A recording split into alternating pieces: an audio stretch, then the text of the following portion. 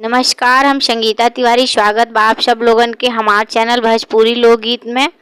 आज आप लोगन के प्यारा सा माता जी के गीत सुनावे जा रहल बनी। अभी नवरात्रि चल रहल बा तई से माता जी के गीत सुनी सभे। अगर गीत पसंद आए तो लाइक सब्सक्राइब शेयर करी और कमेंट करके बताई कि ई गीत आप सब लोगन के कैसन लागल। मैया महारानी हो राउर महिमा गमाय पार। मैया महारानी हो राउर महिमा गमाय पार। कौन फूलवा ओढ़न मैया के कौन फूलवा डासन मैया महारानी है। कौन फूलवा शोर हो श्रृंगार।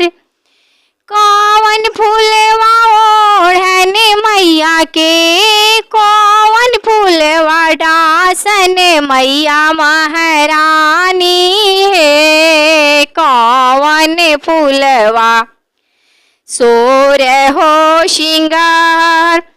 मैया महारानी है राउर महिमा गमाय पार।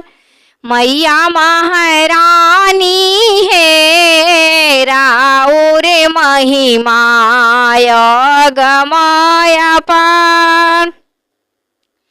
बेली फूलवा ओढ़न मैया के चंपा फूलवा डासन मैया महारानी है।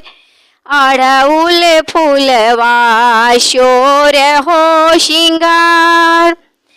बेली फूलवा ओढ़न मैया के चंपा फूलवा डासन मैया महारानी है। अड़उल फूलवा शोर हो श्रृंगार।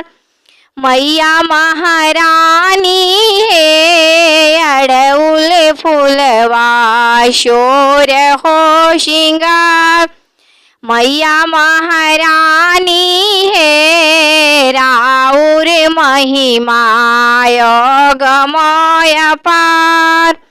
मैया महारानी है राउर महिमा गमाय पार।